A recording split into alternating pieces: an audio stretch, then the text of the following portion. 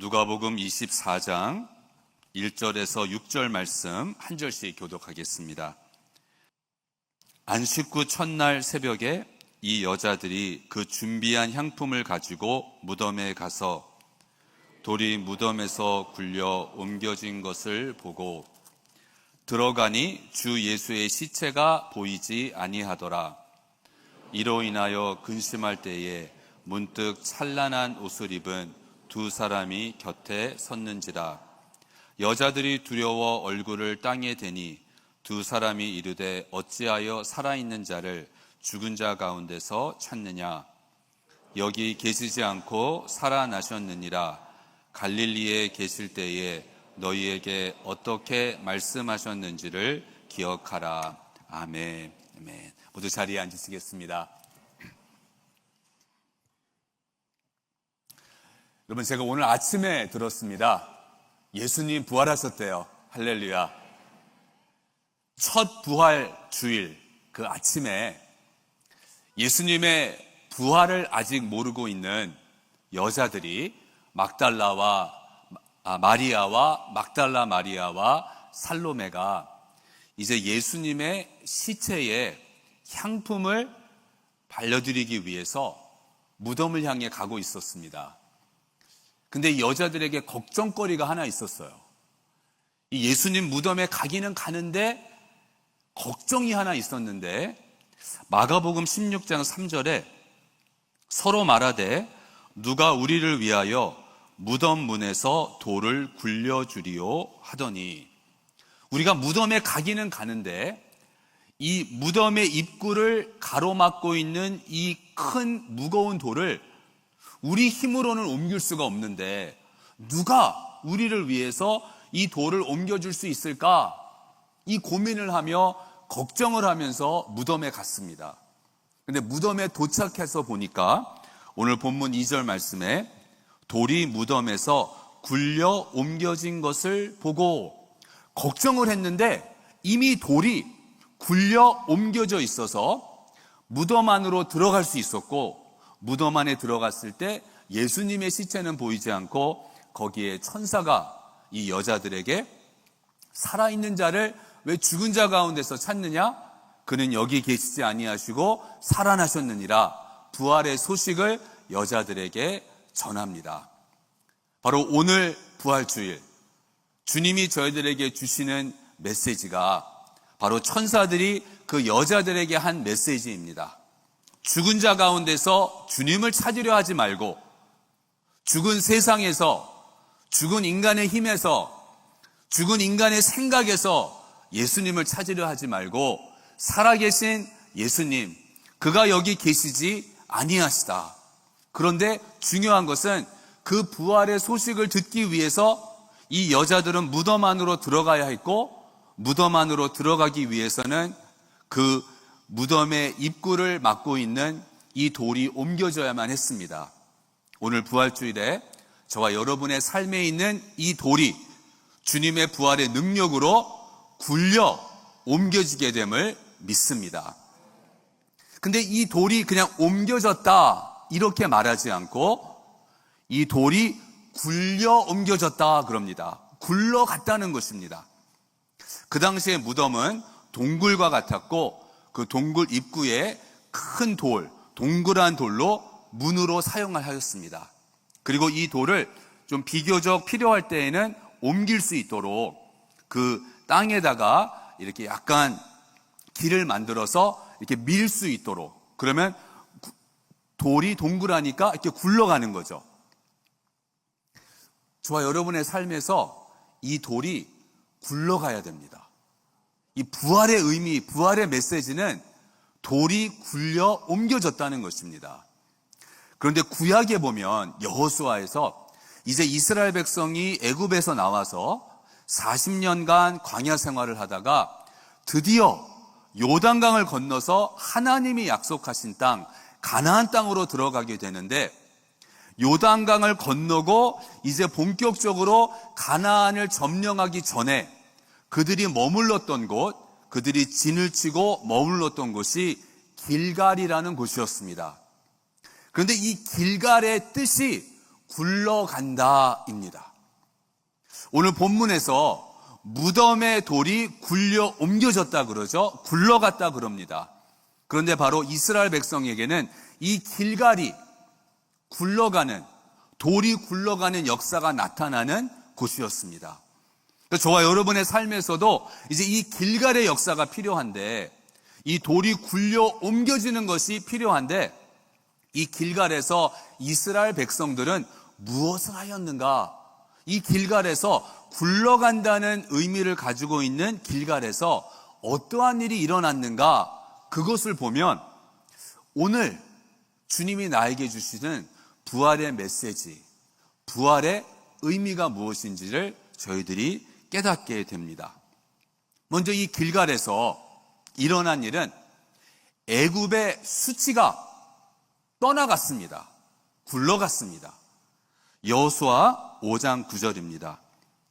여호와께서 여호수아에게 이르시되 내가 오늘 애굽의 수치를 너희에게서 떠나가게 하였다 하셨으므로 그곳 이름을 오늘까지 길갈이라 하느니라.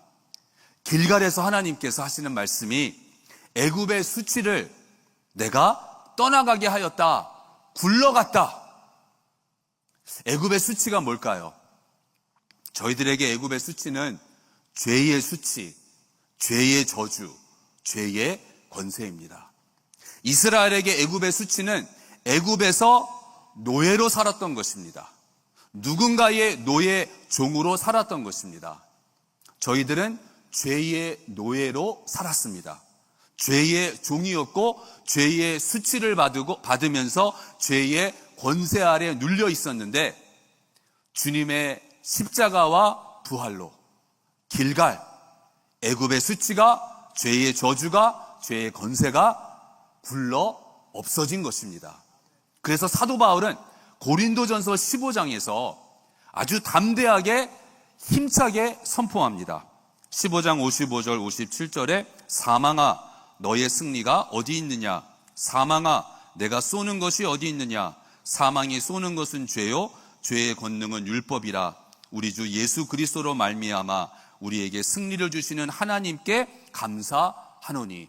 사도 바울과 함께 이제는 저와 여러분도 이렇게 선포할 수 있는 것입니다. 길갈의 역사가 일어났기 때문입니다.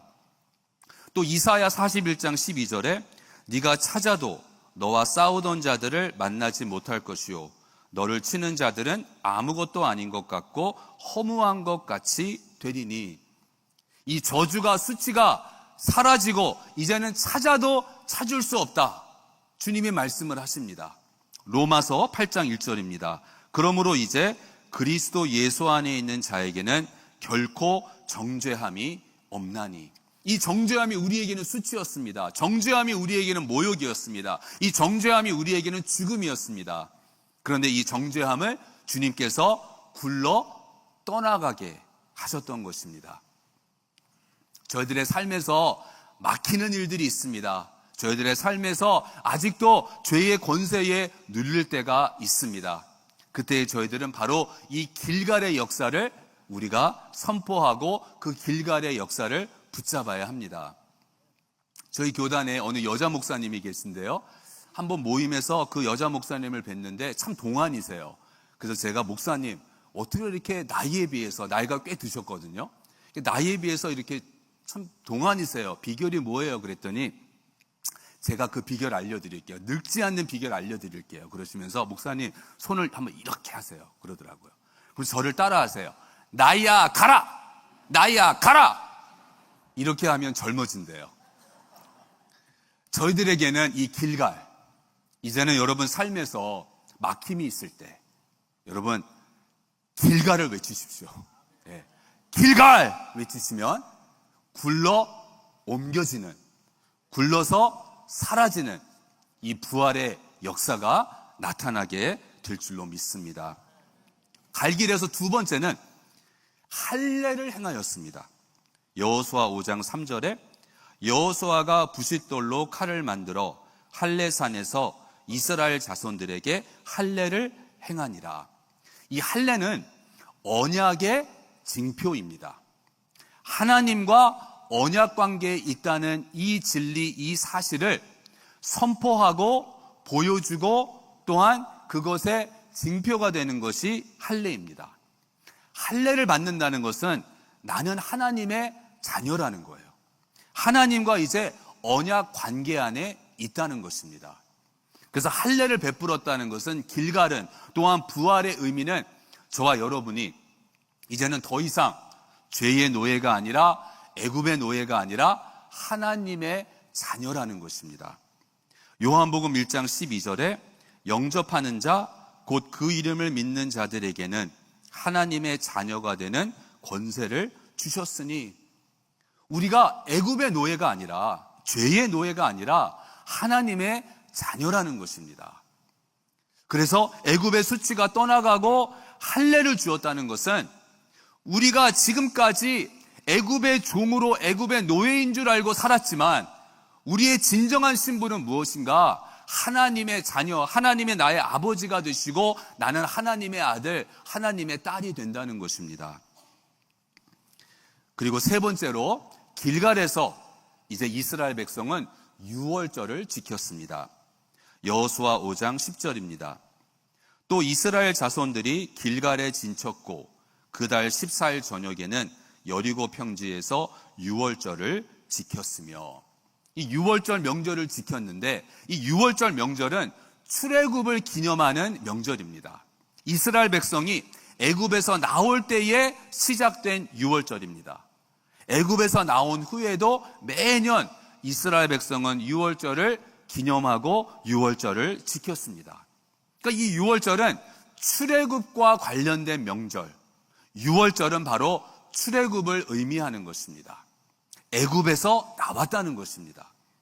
애굽은 세상을 뜻하는데, 그래서 이 유월절은 저와 여러분이 이제는 하나님의 자녀로서 애굽에서 나왔음을, 세상에서 나왔음을, 세상에 속한 자가 아님을 우리에게 기억하게 해주는 그러한 명절이 되는 것입니다. 그래서 예수님께서 또 제자들을 위해서도 기도하셨는데 요한복음 17장 16절에 내가 세상에 속하지 아니함 같이 그들도 세상에 속하지 아니하였사옵나이다. 바로 유월절의 의미는 이것입니다. 우리가 애굽에 있지 않다는 거예요. 우리가 세상에 속해 있지 않다는 것입니다. 세상에서 살고 있지만 세상에 속한 자가 아니라는 것입니다. 애굽의 수치가 떠나가고 우리가 하나님의 자녀가 되었죠. 그러면 이제 하나님의 자녀로서 어떻게 살아야 하는가? 바로 유월절이 우리에게 그것을 가르쳐 줍니다. 이제는 하나님의 자녀답게, 하나님의 백성답게 살아가는 것인데, 하나님의 백성, 하나님의 자녀는 이 세상에 속한 자가 아니고 하늘에 속한 자라는 것입니다. 그래서 빌립보서 3장 20절에 그러나 우리의 시민권은 하늘에 있는지라. 우리의 시민권은 이 세상에 있는 것이 아니라 하늘에 있다는 것입니다. 우리는 천국의 시민입니다. 세상의 시민이 아닙니다. 이 세상에서 우리는 나그네입니다. 우리의 시민권은 바로 하늘, 천국에 있는 것입니다. 그래서 이 세상의 가르침, 이 세상의 가치관을 따르지 않는 것입니다. 성경에서 계속 강조하는 것이 거룩하다입니다. 거룩하다는 것은 다르다, 구별되었다. 그러니까 저희들은 하나님의 자녀가 되었고 하나님의 자녀답게 이 세상에서 사는 것은 이 세상의 시민자로 사는 것이 아니라, 이 세상에 속한 자가 아니라 하늘에 속한 자로서 살아간다는 것을 보여줍니다. 이제 우리는 구별된 삶을 살아가야 한다는 것입니다. 하나님이 이스라엘 백성에게 십계명을 주셨습니다. 이 십계명은 하나님의 백성, 하나님의 자녀는 어떻게 사는 사람인가, 그거를 보여주시는 것입니다. 하나님의 사람은, 하나님의 백성은, 하나님의 자녀는 살인하지 않는다, 거짓말하지 않는다, 탐내지 않는다, 부모를 공경한다. 하나님이 그렇게 가르쳐 주시고 말씀해 주시는 거예요. 그러니까 저와 여러분도 이제 애굽의 수치가 떠나갔고 더 이상 애굽의 노예가 아니고 이제는 하나님과 언약 안에 있는 하나님의 자녀인데, 하나님의 자녀라면 나는 이 세상에서 이제 어떻게 살아야 하는 것인가? 하나님의 자녀답게 살아야 되겠죠. 하나님의 백성답게 살아야 되겠죠. 하나님의 백성답게 산다는 것은 바로 빌립보에서 말하는 것처럼 하늘의 시민권을 두고 이 세상에서 내가 어떠한 승부를 보겠다 그러한 것이 아니라 이 세상에서는 나그네와 같은 그러한 마음으로 살아가는 것입니다. 마지막으로 길갈에서 이스라엘은 가나안 땅의 소산물을 먹었습니다. 여호수아 5장 11절 12절입니다. 유월절 이튿날에 그 땅의 소산물을 먹되 그날의 무교본과 볶은 곡식을 먹었더라. 또 그 땅의 소산물을 먹은 다음 날에 만나가 그쳤으니 이스라엘 사람들이 다시는 만나를 얻지 못하였고 그 해에 가나안 땅에 소출을 먹었더라. 이스라엘이 광야에 있을 때에는 하나님께서 하늘로부터 매일 만나를 내려주셨어요. 만나를 먹고 살았습니다. 근데 이제 길갈에서 처음으로 만나가 아니라 하나님이 약속하신 땅, 축복의 땅, 젖과 꿀이 흐르는 그 가나안 땅의 소산물을 이스라엘이 먹었습니다. 이스라엘이 가나안 땅의 소산물을 먹었다는 것은 하나님의 약속이, 하나님의 말씀이 이루어지고 성취되었다는 것입니다. 하나님이 이스라엘에게 약속을 하셨어요. 그들에게 이 축복의 땅을 주신다고, 젖과 꿀이 흐르는 이 약속의 땅을 하나님이 그들에게 주신다고 말씀을 하셨습니다. 근데 그 말씀이 이루어지면서 드디어 이스라엘 백성이 이제는 가나안에서, 정말 가나안의 땅에서 나오는 젖과 꿀을 먹게 된 것입니다. 가나안의 소산물을 먹었다는 것은 그래서 저희들의 삶에서 하나님의 말씀이 성취되는, 하나님의 약속이 이루어지는 것을 뜻합니다. 우리의 삶에서 하나님의 말씀이 이루어지는 것이야말로 가장 큰 축복입니다. 가나안은 왜 축복의 땅일까요? 왜냐하면 하나님께서 이스라엘에게, 백성에게 주신 땅인데 하나님이 약속하신 그대로 이스라엘에게 주어진 땅이었기 때문에, 하나님의 약속이, 하나님의 말씀이 그대로 이루어진 땅이기 때문에 가나안은 축복의 땅이 되는 것입니다. 그러니까 저희들의 삶에서도 가장 큰 축복은 내 삶에서 하나님의 말씀이 이루어지고 성취되는 것입니다. 우리 자녀들에게 가장 큰 축복은 무엇일까요? 부모로서 우리 자녀들을 위해 기도할 때에도 우리 자녀들이 복받기를 원합니다. 저도 저의 자녀들이요, 정말 복받기를 원해요. 그런데 가장 큰 복은 뭘까요? 바로 우리 자녀들의 삶에서 하나님의 말씀이 이루어지고 성취되는 것입니다. 데살로니가전서 5장 24절입니다. 너희를 부르시는 이는 미쁘시니 그가 또한 이루시리라. 그가 또한 이루시리라. 바로 이것이 축복입니다. 하나님이 말씀하신 대로 우리의 삶에서 그 말씀이 이루어지는 것.